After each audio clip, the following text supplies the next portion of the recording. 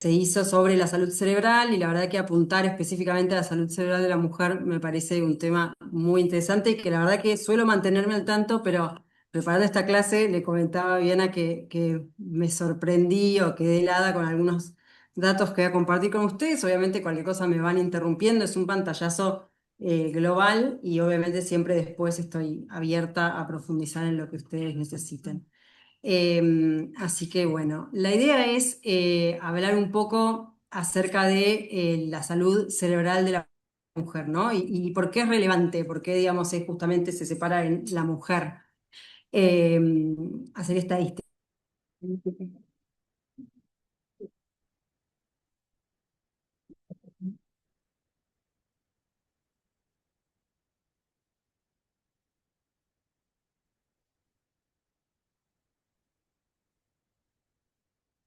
¿Sí?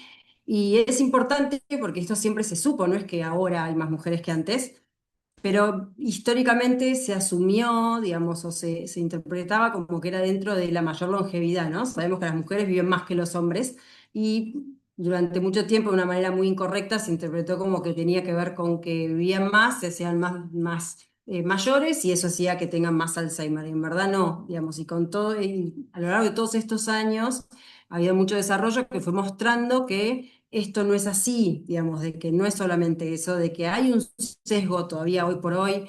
Por ahí, en enfermedad de Alzheimer me parece que es uno de los campos que más ha evolucionado en el estudio de lo que es el cerebro, específicamente el envejecimiento del cerebro de la mujer, pero en muchísimos campos siempre la mujer está menos representada, ¿sí?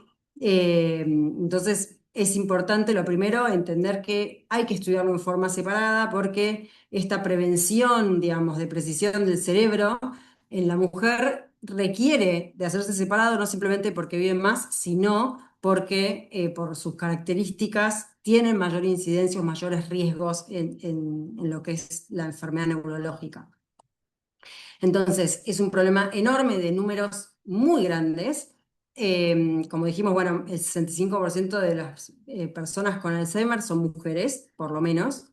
Eh, Tienen a lo largo de la vida un riesgo de por lo menos el 20% de ACV y ya vamos a ver las características, digamos, de accidente cerebrovascular para la mujer que son diferentes a las del hombre. Si bien es una enfermedad todavía predomina más en el hombre, en la mujer suele tener características que antes no se les daba mucha relevancia y ahora sabemos que son importantes.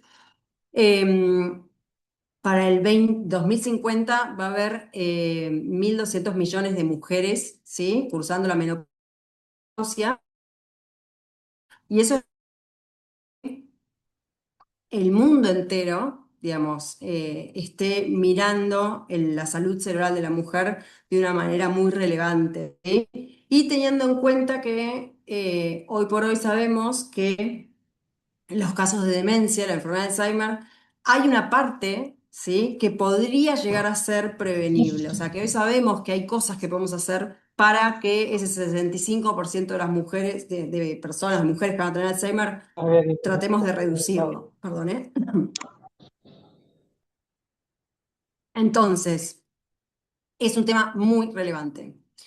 Y algo fundamental que hoy está muy claro, ya lo sabemos, ya todos somos conscientes de eso, es que las hormonas femeninas tienen un rol fundamental, ¿sí?, en el cerebro, en su desarrollo, en su funcionamiento, y ya es sabido y hay muchísima evidencia de los cambios del cerebro con los cambios hormonales. Todas conocemos, o sea, aquellas que eligieron ser madres y tienen hijos, todas sabemos lo que es el puerperio, todas las mujeres sabemos lo que es la perimenopausia y la menopausia y los cambios que hay en el cerebro que son reales y por hoy no son solamente, digamos, síntomas que se comentan o que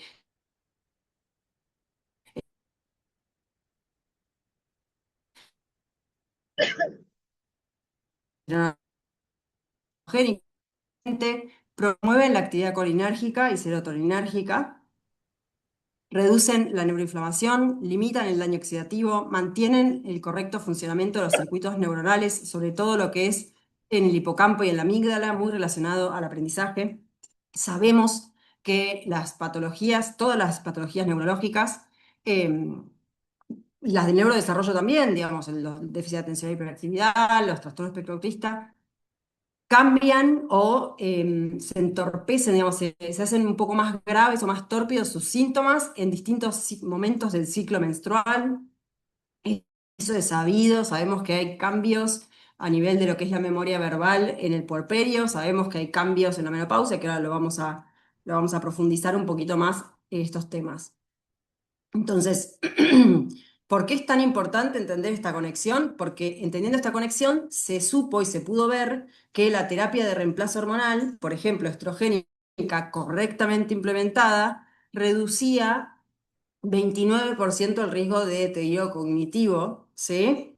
Si se implementaba dentro de los 5 años de la menopausia. Entonces, todos estos estudios que empiezan a sugerir estos cambios tan fuertes son los que apoyan que el cerebro de la mujer tiene que ser estudiado de una manera diferente y que el estrógeno y los distintos cambios hormonales en la vida de la mujer tienen un rol fundamental en su salud, ¿sí?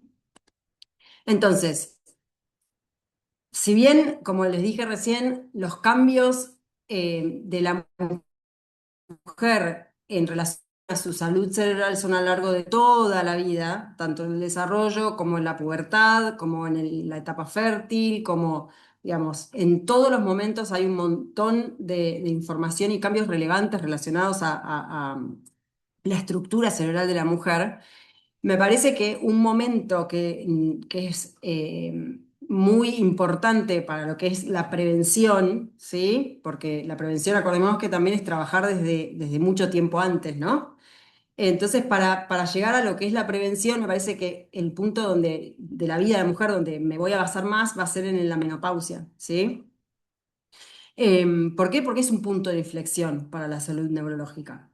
La menopausia temprana, ¿sí? Que es cuando es antes de los 45 años, precoces antes de los 40, ¿no?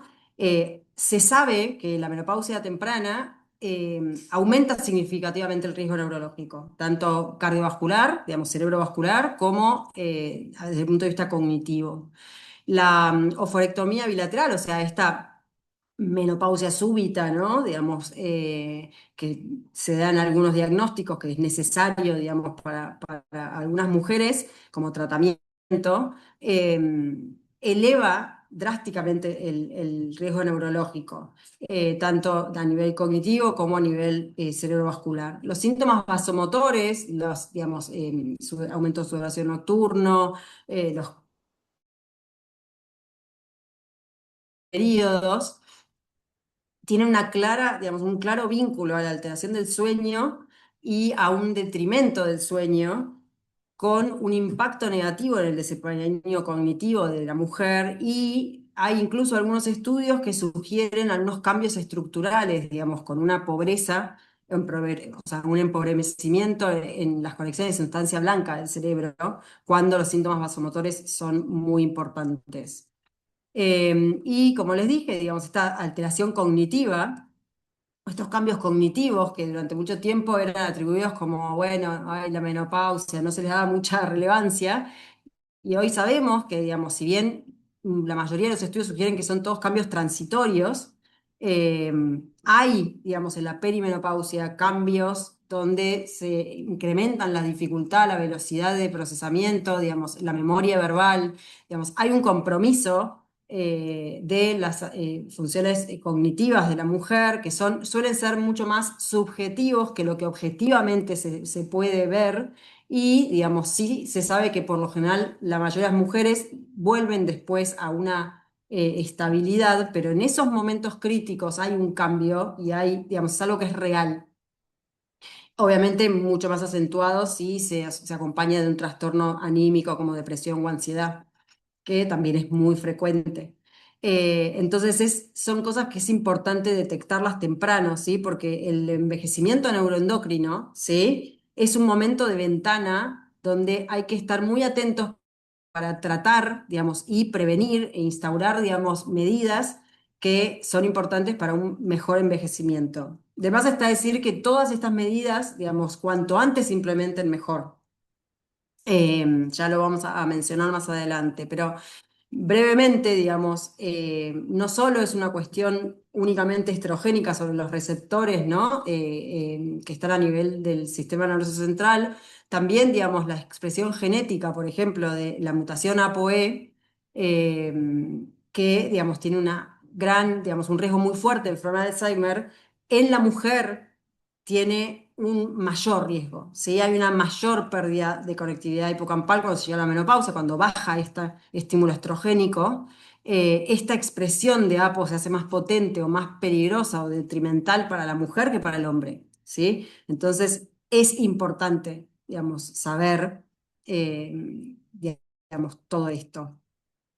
Eso en cuanto, digamos, a lo que es las enfermedades neurodegenerativas, ¿no? O la enfermedad, digamos, de Alzheimer, que es la que más estudio tiene porque hay mayor prevalencia de mujeres que de hombres y porque se fue viendo que todo esto era por algo y no solamente porque vivían más, pero también es súper relevante en lo que es la salud cardiovascular, ¿no? Y la salud cerebral. Sabemos que todas las, digamos, las enfermedades neurodegenerativas y las enfermedades, digamos, cerebrovasculares tienen una evolución, una menor incidencia, una mejor evolución, digamos, una mejor envejecimiento cerebral si controlamos los factores de riesgo cardiovasculares, ¿sí? Si llevamos, digamos, este cambio de vida, este estilo de vida. Entonces, es importante recordar que incluso hay factores de riesgo cardiovasculares que son específicos para la mujer, que tienen mucho más peso en la mujer que en el hombre. Se comportan distinto. Bueno, existe la mujer, la hipertensión gestacional, la preeclampsia, la eclampsia. Saber que es un riesgo que uno lo lleva durante el embarazo, pero que eso es un riesgo que refleja una vulnerabilidad a lo largo de la vida. O sea, ese antecedente es importante. Y muchas veces yo, porque, digamos, me considero una mujer joven y consciente de estas cosas, pocas veces le pregunto, digamos, indago profundamente sobre los antecedentes gestacionales de mis pacientes. Y es súper relevante saber si la mujer tuvo diabetes gestacional, si tuvo preeclampsia, si tuvo hipertensión gestacional, incluso si tuvo colestasis del embarazo, que está asociado a mayor riesgo de síndrome metabólico posterior.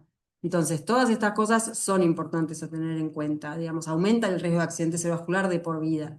¿Sí? Implican de una prevención temprana desde el momento del diagnóstico. La migraña con aura es algo que pueden padecer los hombres y las mujeres. Si bien la migraña es más frecuente en las mujeres, se sabe que las mujeres que tienen migraña con aura tienen 2 a 3 veces más riesgo de tener un accidente cerebrovascular que los hombres, ¿sí? Y ni que hablar cuando se asocia al consumo de anticonceptivos orales, ¿sí? Que también aumenta, digamos, significativamente el riesgo cardiovascular. Es algo que hay que tener en cuenta, que tenemos que interrogar. Eh, la fibrilación auricular, que hice una diapositiva distinta aparte porque me pareció muy relevante los datos, tiene un mucho peor pronóstico en la mujer en su asociación con el accidente cerebrovascular que en el hombre. Eh, entonces, desde lo que es el riesgo cardiovascular de las mujeres, hay, por ejemplo, estos, digamos, estos ¿Sabes 4 cuánto pesa la puntos. señora? ¿La Gonzala? No, no, ¿verdad? No sé. Hasta ahora no tengo. Ah, perdón. Entonces, hay estos cuatro puntos de fibrilación auricular que ahora se los voy a comentar más en profundidad. La terapia hormonal, por ejemplo, terapia hormonal hubo un montón de cambios, digamos, con respecto a lo que nosotros, o por lo menos, bueno, yo cuando fui a la facultad, digamos, lo estudié. Que en su momento sabíamos, o sea, y sabemos que la terapia hormonal implementada después de los 65 años o después de pasados los 10 años de la menopausia aumenta el riesgo de eventos cardiovasculares. Pero ya tenemos suficiente evidencia que nos demuestra que una terapia hormonal correctamente iniciada, o sea, dentro de por lo menos los 10 años de la menopausia, antes de los 65 años de edad, prioritariamente transdérmica, con estrógenos, sabemos que mejora, digamos, el riesgo cardiovascular de la mujer y el riesgo cognitivo. Eh, entonces, es importante tenerlo en cuenta. Los factores psicosociales, después voy a profundizar un poco más, pero en la mujer suelen ser más importantes que en el hombre. La mujer vive más, tiene mayor índice de viudez, suele ser el sostén de la familia, la cuidadora principal, pongámosle, a mayor edad. y suelen tener más depresión. Y esto, digamos, eleva el riesgo de accidente cerebrovascular y también de deterioro cognitivo. Y el deterioro cognitivo, las mujeres tienen más deterioro cognitivo, aún teniendo reservas basales a veces más altas, y eso asocia un riesgo de accidente cerebrovascular, digamos, independiente. Eh, y en cuanto a fibrilación auricular, es muy importante recordar que para empezar, las escalas, digamos, o los scores, digamos, que miden el riesgo de accidente cerebrovascular relacionado a fibrilación auricular, ser mujer agrega un punto y es un predictor independiente. Entonces, digamos, ya recordar eso y saber que tienen 40-70% mayor riesgo de accidente cerebrovascular que el hombre, ¿sí? En contexto de la fibrilación auricular. Y es importante saber que las mujeres suelen presentar ACVs por fibrilación auricular más grandes, o sea, mayor edad, más graves. Y por lo tanto suelen ser consideradas más frágiles a la hora de iniciar anticoagulación. Y hay estudios bastante recientes que muestran que se las anticoagula menos a las mujeres. Aún, digamos, y por ser consideradas más frágiles, ¿no? Porque suelen ser accidentes cerebrovasculares más grandes, con índices de Barkel y de Ranking peores, eh, y se anticoagulan menos. Y se vio que a pesar de eso, digamos, aquellas que se anticoagulan incluso les va mejor y tienen menos recurrencia que los hombres que son anticoagulados. Y hay brechas en la investigación, ¿no? Digamos, donde, por ejemplo, en los ensayos de cierre o oclusión de la brejuela izquierda, hay solo 30% de mujeres dentro del grupo que se estudia. Entonces, esto vuelvo a demostrar otra vez que las mujeres suelen ser menos representadas en los ensayos. Y recordar algo muy importante, que es que los síntomas de fibrilación auricular en la mujer suelen ser atípicos. No suelen referir ni palpitaciones, suelen referirlo mucho como debilidad y fatiga.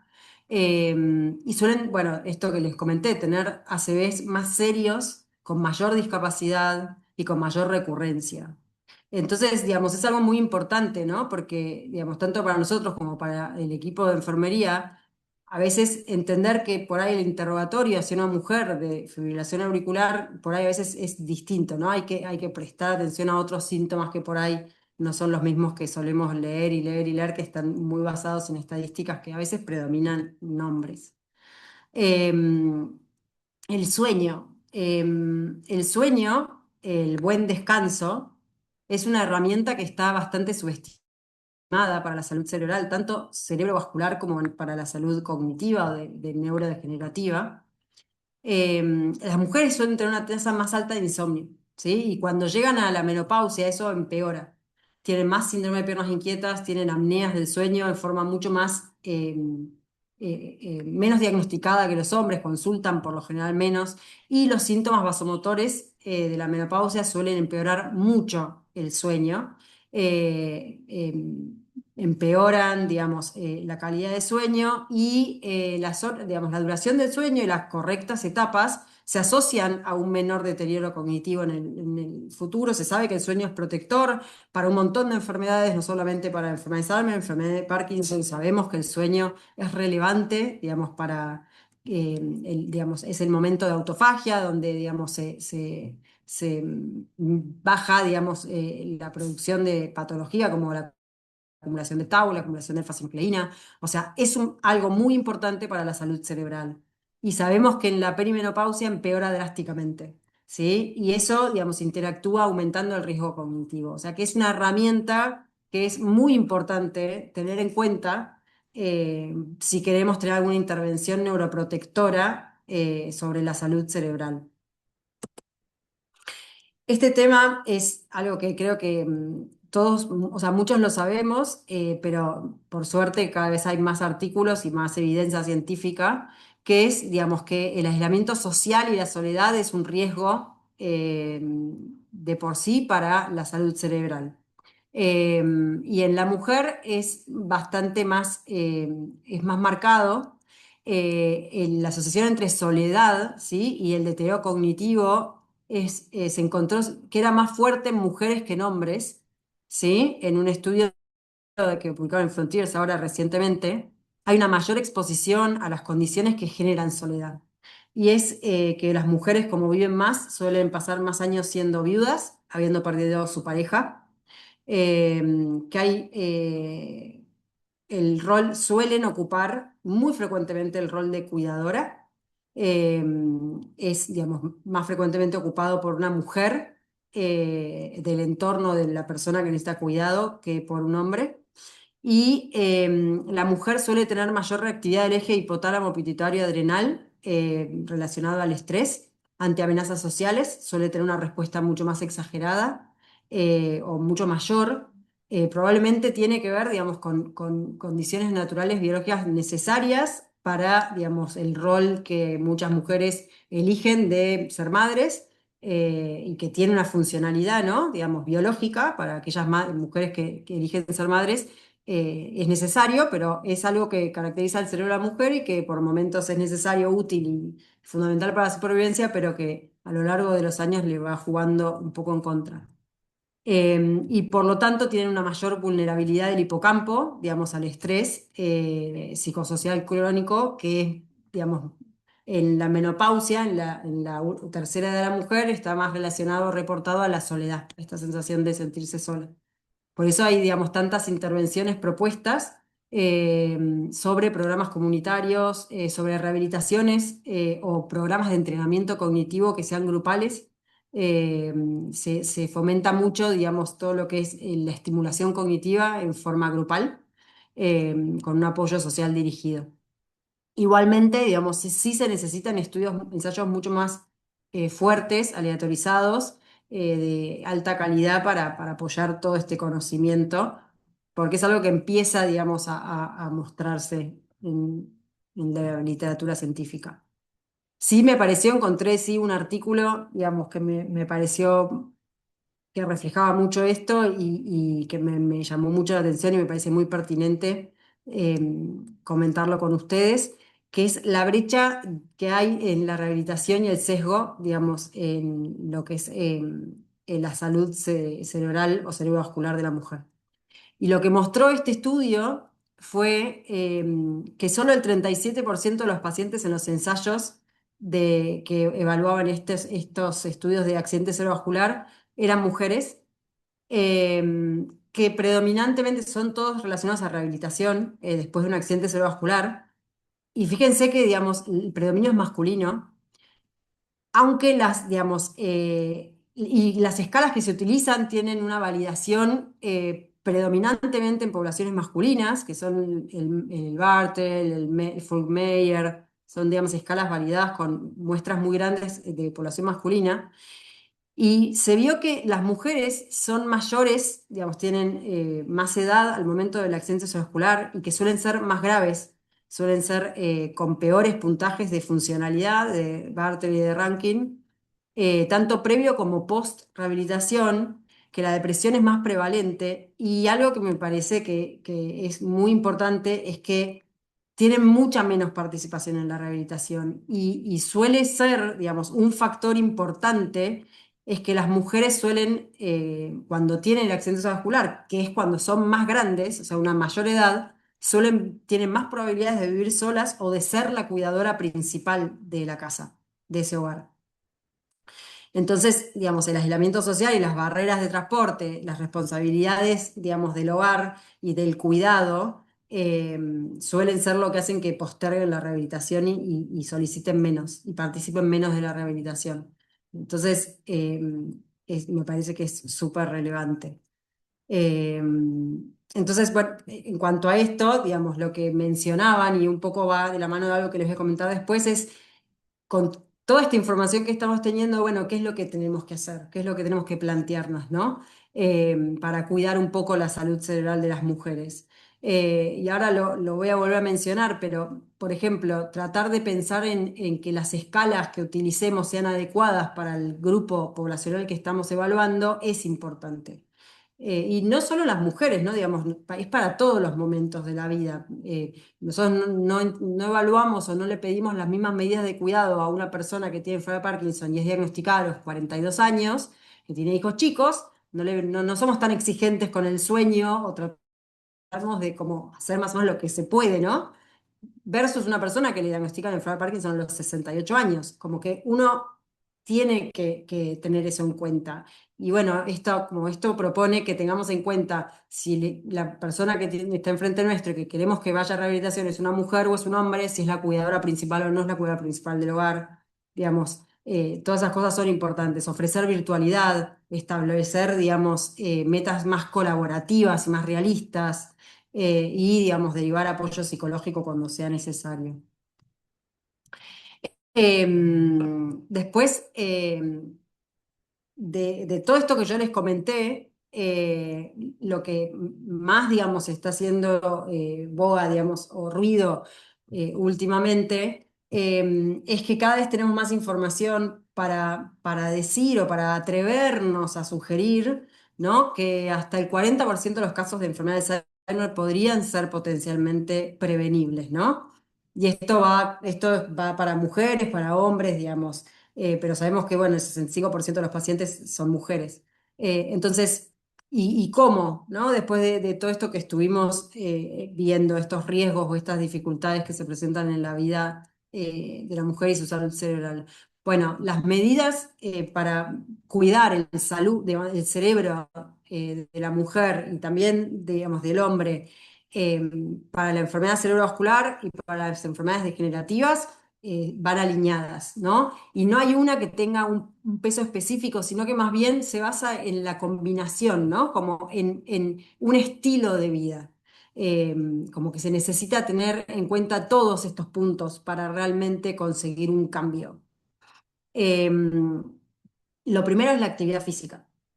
Entonces, no esperar a llegar a la perimenopausia o a la menopausia, ¿sí? Cuando sabemos, digamos, que la bajada de estrógenos va a generar un aumento del riesgo cardiovascular y de deterioro cognitivo, sino empezar antes. Sabemos que toda la actividad física y todos los cambios de estilo de vida que hagamos en nuestros 30, 40 van a ser lo que nos llevemos encima cuando nos llegue este momento, ¿no? Va a ser como nuestro capital y nuestra fortaleza cuando lleguemos a ese momento. Entonces, la actividad física como un estilo de vida es importante. Y para la enfermedad cardiovascular y para la demencia hay evidencia de la actividad física, pero aeróbica, pero no solamente es la actividad aeróbica aislada, sino, digamos, cada vez se ve más que es la combinación de actividad aeróbica con actividad de fuerza, con entrenamiento de fuerza y asociando una actividad, lo que nosotros llamamos neuromotora o de coordinación, el tai chi, el yoga, el tango. Los ejercicios sincrónicos suelen tener, digamos, un plus en toda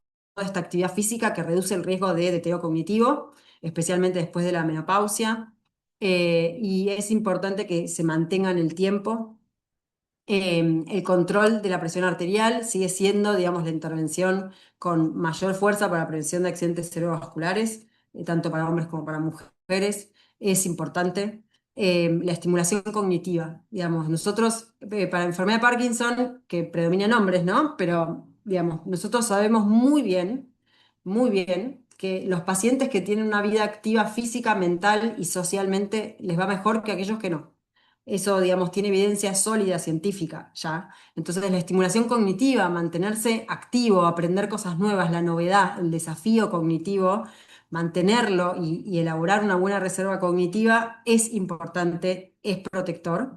El sueño. El sueño es realmente una herramienta fundamental. Tener un correcto descanso, unas correctas horas de descanso que sea profundo, que no sea interrumpido, que cumpla con todas las etapas del sueño profundo, sueño liviano, sueño REM, digamos, que uno pueda cumplir los suficientes ciclos y que se levante descansado, es fundamental, es neuroreparador, digamos, sabemos que el cerebro se sana durante el sueño.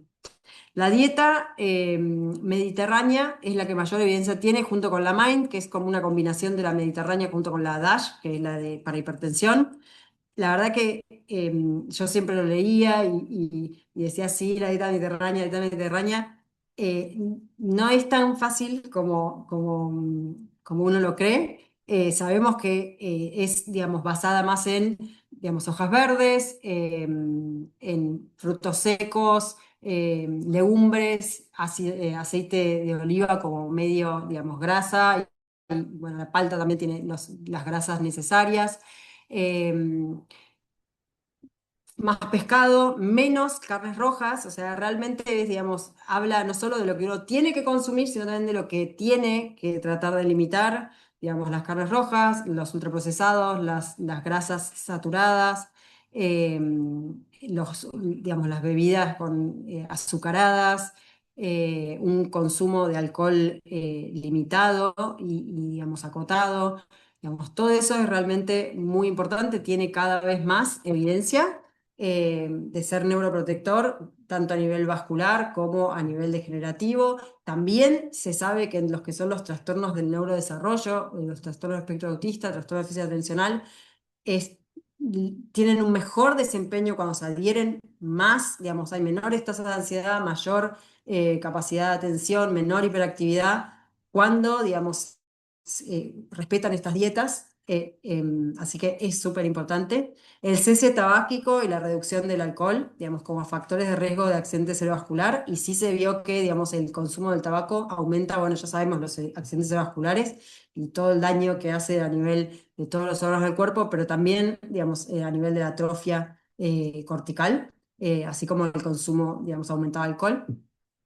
Hay alguna, digamos, hay una evidencia de que el consumo de ácidos grasos omega 3 es relevante para el cuidado cognitivo.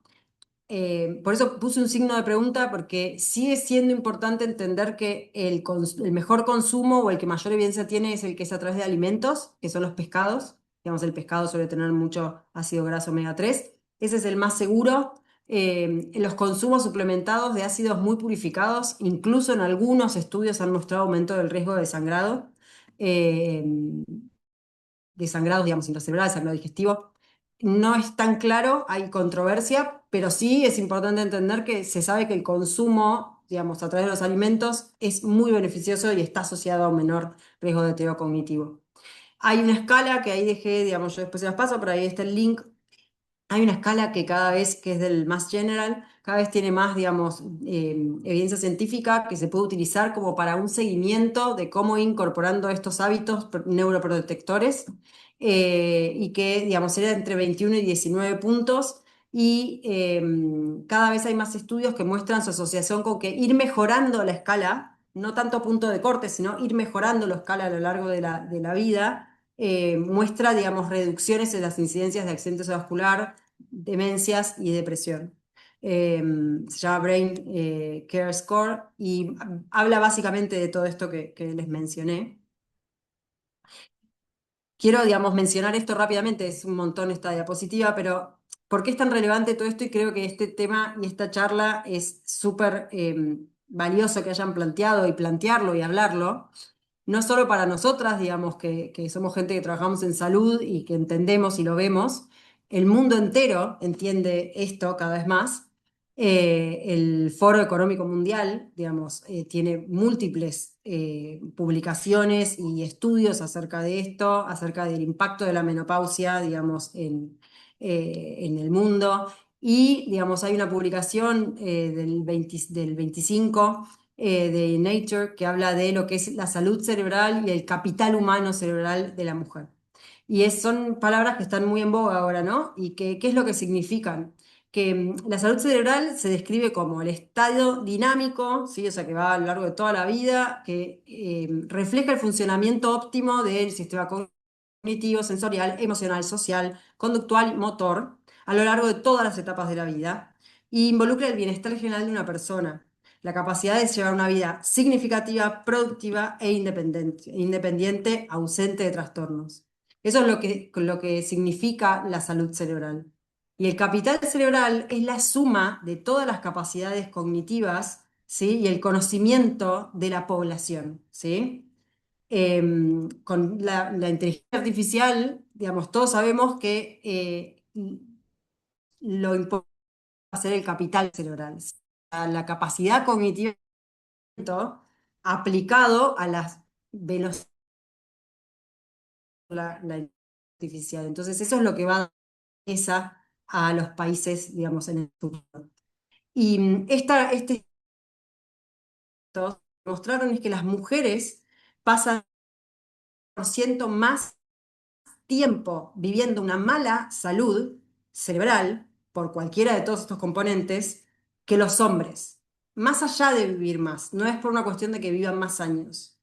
Entonces, es importante, digamos, esto llevado a números de plata, que es lo que suele mover las medidas, digamos, que cambian el mundo, por desgracia, cerrar esta brecha del 25% entre mujeres y hombres, se cree que podría generar 1 trillón, digamos, de dólares de PBI para el 2040. O sea, estamos hablando de ya una pérdida económica a nivel del mundo por la mala salud cerebral que tienen las mujeres actualmente, que se estima que, digamos, dijimos que vamos a tener 1.200 millones de mujeres con menopausia en el 2050. Y rápidamente, porque esto es un montón, digamos, estos trabajos lo que proponen es visibilizar estos problemas a lo largo de toda la vida de la mujer.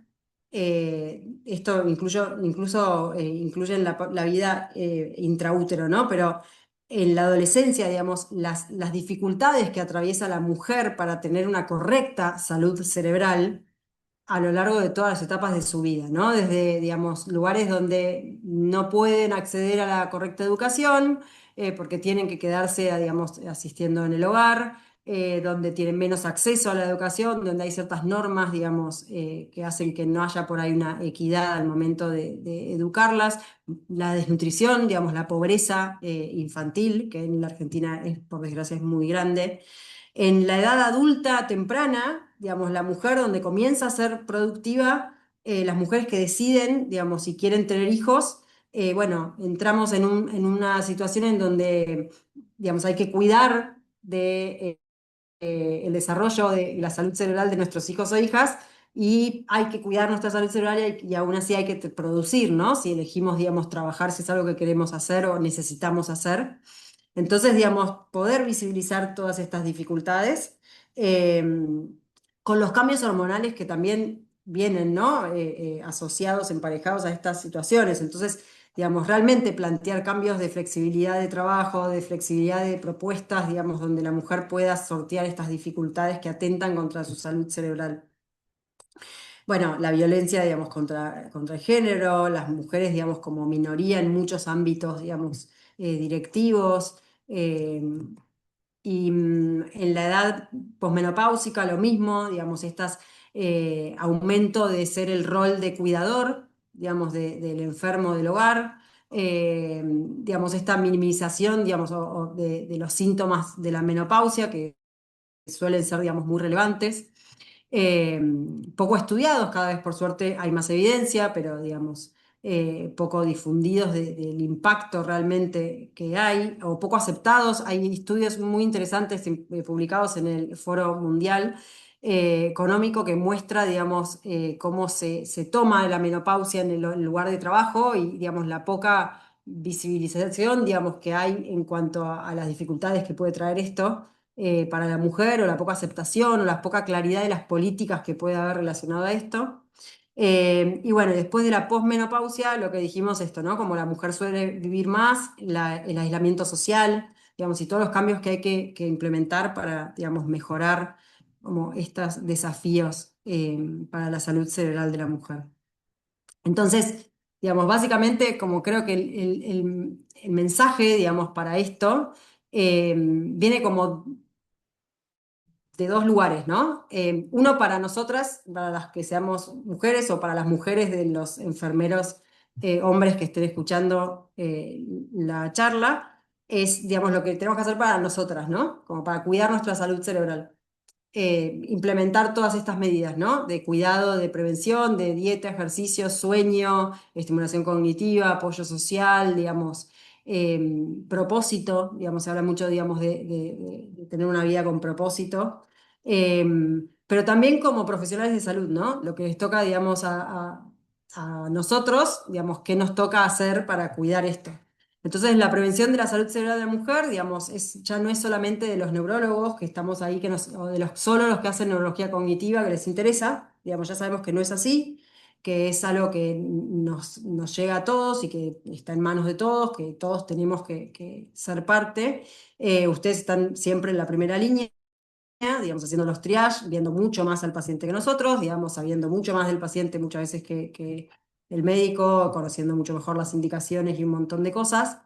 Entonces, bueno, cada contacto con el paciente es una oportunidad para prevención cerebral, ¿no? Desde detectar y evaluar, digamos, desde esta atipía en la presentación o esta diferencia en la presentación de síntomas de la fibrilación auricular, desde el deterioro cognitivo, desde, digamos, los cambios asociados a la perimenopausia, hasta, digamos, defender en cierto modo el tratamiento, digamos, cuestionar, digamos, nos toca a veces cuestionar, bueno, ¿se va a anticoagular? No, ¿por qué? Porque es mayor, va a hacer rehabilitación esta mujer, bueno, vamos a tener en cuenta, digamos, si va a poder ir, si tiene algún cuidador que la va a llevar, como creo que eso corresponde que lo tengamos en cuenta, y reconocer, ¿no? Digamos, cosas que no solemos hacer, y hago mea culpa, siempre, digamos, en lo que es detectar y evaluar es también un poco tener en cuenta el historial, ¿no? Relacionado a esto, digamos, está con la menopausia, no, tuvo hipertensión en el embarazo, diabetes gestacional, son cosas que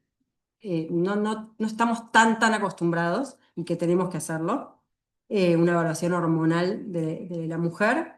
Y bueno, abordar la salud, digamos, en forma un poquito más global, teniendo en cuenta todas estas cosas, sabiendo que, digamos, la menopausia y la perimenopausia son una primera línea de empezar a detectar y a actuar sobre los primeros cambios que pueden presentarse como deterioro cognitivo y enfermedad cerebrovascular como principalmente. Bueno, eso es todo. Así que no sé si hay alguna pregunta o algún comentario. Yo no veo a nadie. A ver, voy a agrandar esto.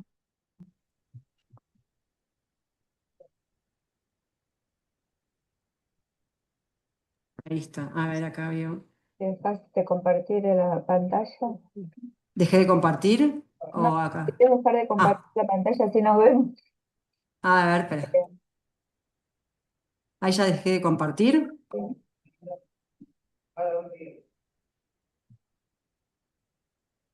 No soy muy buena con esto. Podemos. Ahí está. Listo. Bueno, doctora, la verdad que en lo personal me quedó algo que dijo que fue ocuparse, dejar de preocuparse también y sumar la ocupación, ¿sí? De todos estos factores de riesgo, creo que muchas de las enfermeras que estamos acá hemos tenido alguno o tenemos varios, ¿sí? Así que es un tema bastante importante para Ay, tomar sí. conciencia, ¿no? Y impactante, al menos en lo personal es bastante impactante la evidencia, los números y bueno, y por dónde empezamos, cómo hacemos. ¿Existe una especialidad que nos pueda atender de forma integral? A ver, se está tratando de implementar. De hecho, nosotros estamos con ganas de implementar algo. Varios del equipo estamos muy interesados en lo que es la salud cerebral, el brain health, que en muchos lugares se toma como algo más, no tan serio. Por suerte, digamos, hay entidades que ahora se están ocupando de esto de forma como un poco más seria, ¿no? De con esta definición y con qué es lo que implica. Y estamos con ganas de implementar un consultorio en donde podamos hacer evaluaciones de salud cerebral en forma seria, como para poder dar, digamos, estas devoluciones y estas, digamos, recomendaciones.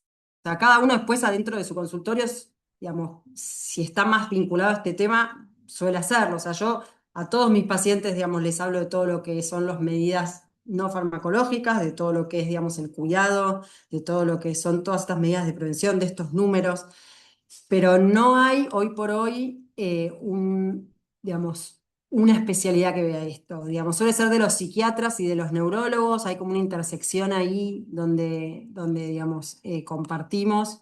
Los psiquiatras suelen tener más especialistas en la, digamos, de mujer, digamos, de las distintas etapas de la vida, psiquiatría perinatal, digamos. Eso suele haber más Mm. eh, gente seria, pero los neurólogos somos, es como que hay que empezar a meternos un poquito más en esto.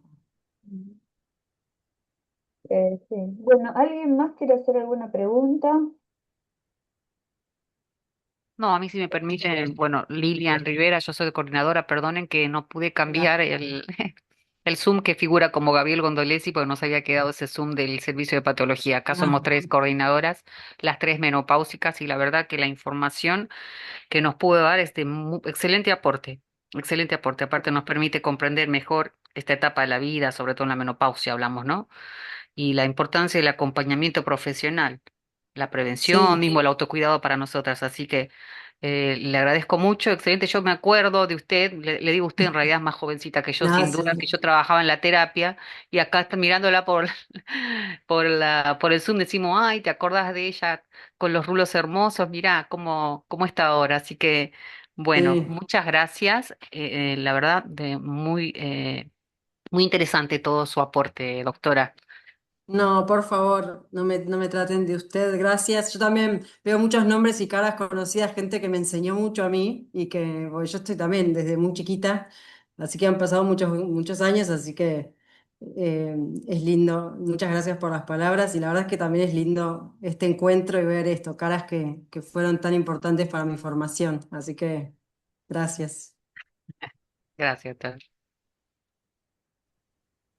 Bueno, algún comentario más? Seguramente todos nos quedamos pensando, ¿no? Sí, a mí también me pasó, que me pareció algunas cosas escalofriantes. Eh, pero bueno, por suerte, digamos, celebro que hay cada vez más datos y que, digamos, tenemos cosas para hacer. Así que nada, desde el equipo de neurología y neurociencias estamos nosotros abiertos eh, para cualquier consulta. Y si empezamos, es un plan, hay un plan de abrir un consultorio de salud cerebral, así que ya se enterarán y Bueno, bueno, por favor. sí, Bueno, así que bueno, bueno, muchas gracias. bueno. Y la verdad que la charla fue súper interesante, tanto, bueno, en lo general y también en lo personal, ¿sí? O sea, a ver, ya estoy sacando turno para,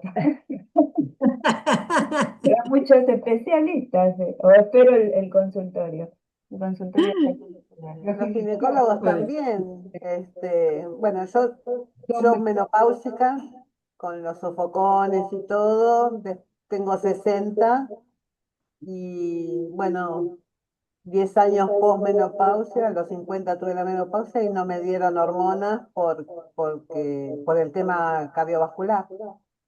Este, claro, para los sofocones me dieron paroxetina, claro, pero de es que es un sofocones, tema, precisamente yo por eso. hace Claro, hace poquito, digamos, yo hace poco que también me interioricé en esto y como toda esta discusión, ¿no? De que hay que empezar a aplicar bien el reemplazo hormonal, ¿no? Como que sabemos cómo está mal aplicado, digamos, así no, pero hay una forma en la que se puede usar el reemplazo hormonal que sería beneficioso, digamos, para los síntomas y también para la evolución, para la osteoporosis, algo que yo no nombré, ¿no? Pero porque no es neurológico, pero la osteoporosis, digamos, hay un montón de estudios sobre la correcta implementación de la reemplazo hormonal para la prevención de Porque yo osteoporosis. decía, este ginecólogo se ve actualizado porque a mí me dijo, no te puedo dar hormonas por un tema cardiovascular, porque vos pasaste ya la Claro, edad y qué sé yo.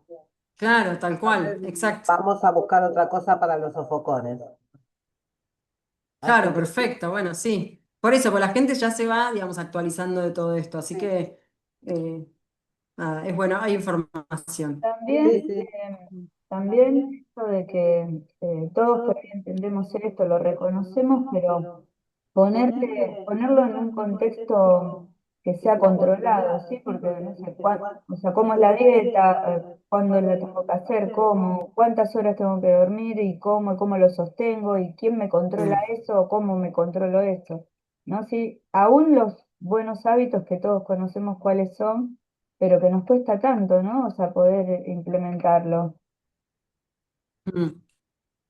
Así que el consultorio, Sí, totalmente, por eso hay bastantes lugares para ir a buscar cómo es la dieta, digamos, yo después si quieren, igual en la charla puse algunos links, eh, digamos, cómo es la dieta, cómo es el ejercicio, porque eso es fundamental, porque si no uno piensa que lo está haciendo y no, Eso mismo. Y lo que sugieren, digamos, estos artículos del cuidado cerebral es este control periódico, ¿no? Como, bueno, hoy estoy parado acá, como que no es tan taxativo como estoy bien o estoy mal, sino como qué cambios voy haciendo para cada vez ir subiendo en la escala, ¿no? Como que un poco eso sería lo neuroprotector, de una combinación, no es que digamos, bueno, no es el ejercicio solo, la dieta solo, como que es la combinación de un estilo de vida neuroprotector, digamos, y bueno, nada, y sostenible en el tiempo, es verdad, nadie puede estar combinando haciendo ejercicio porque no es Sí, real, pero más o menos. bueno, Bueno, lo que se puede. bueno, Bueno, muchas gracias. no, gracias a usted y seguimos en contacto y la seguimos viendo y Sí. muchas gracias, la verdad que la charla muy enriquecedora y clara y bueno, importante y seguramente nos va a servir a todas. Sí. Bueno, gracias. Gracias. Gracias. Muchas gracias a todos. Bueno, hasta luego. Chao. Chao.